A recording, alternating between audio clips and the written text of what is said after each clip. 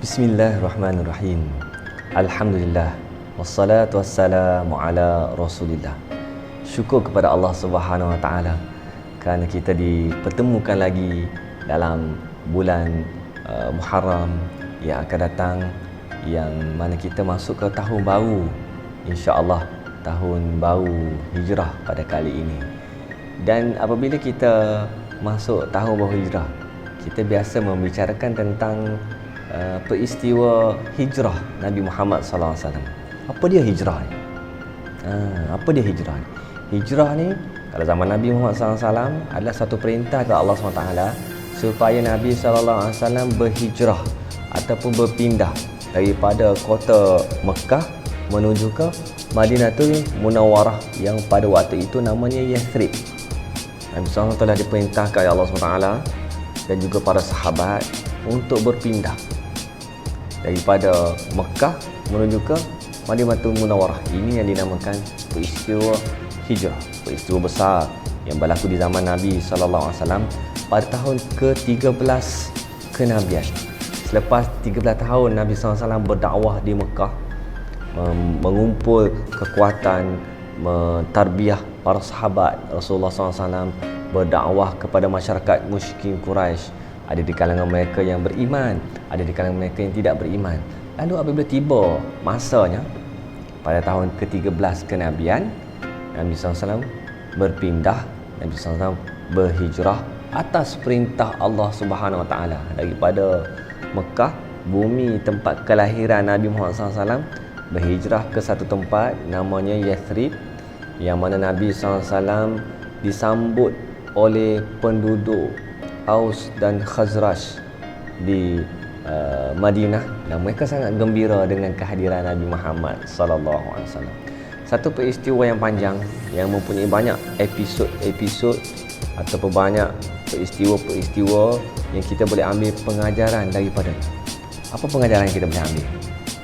Yang pertama, pengorbanan untuk agama Allah Subhanahu Wa Taala. Jadi kita sebagai orang yang terpelajar, orang yang cintakan Nabi Muhammad sallallahu alaihi wasallam, perlulah mencontohi akhlak baginda, bagaimana mereka dan para sahabat mereka sanggup berkorban untuk agama Allah Taala, sanggup tinggalkan rumah, sanggup tinggalkan ahli keluarga yang tidak Islam, sanggup meninggalkan perniagaan, sanggup meninggalkan ladang, kurma dan harta benda sehelai sepinggang, pergi menuju ke Madinah untuk melaksanakan perintah Allah Subhanahu Wa Taala. Itu yang pertama.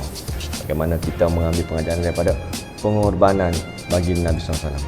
Yang kedua, bagaimana kita mengambil pengajaran daripada kuatnya iman mereka kepada Allah Subhanahu Wa Taala. Berbagai cabaran yang ditempuhi oleh para sahabat radhiyallahu ajma'in. Kalau kita tengok dalam sirah, setiap sahabat tu ada peristiwa masing-masing yang istimewa. Sayyidina Umar contohnya,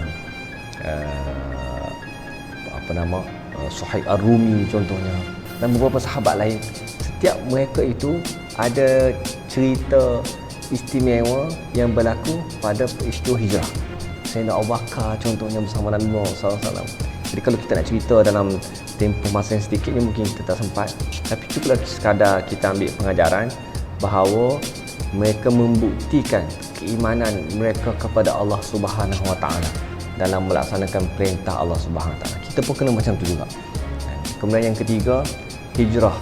Di zaman Nabi SAW berhijrah daripada satu tempat yang susah nak berdakwah kepada satu tempat yang lebih baik.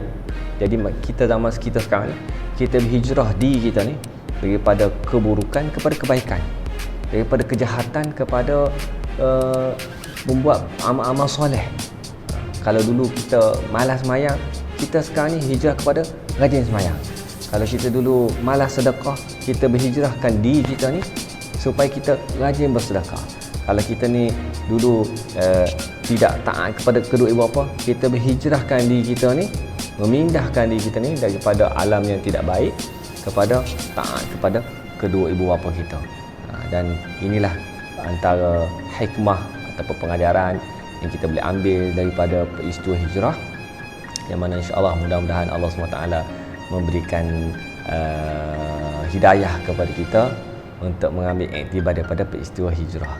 Wabillahi taufiq wal hidayah. Assalamualaikum warahmatullahi taala wabarakatuh.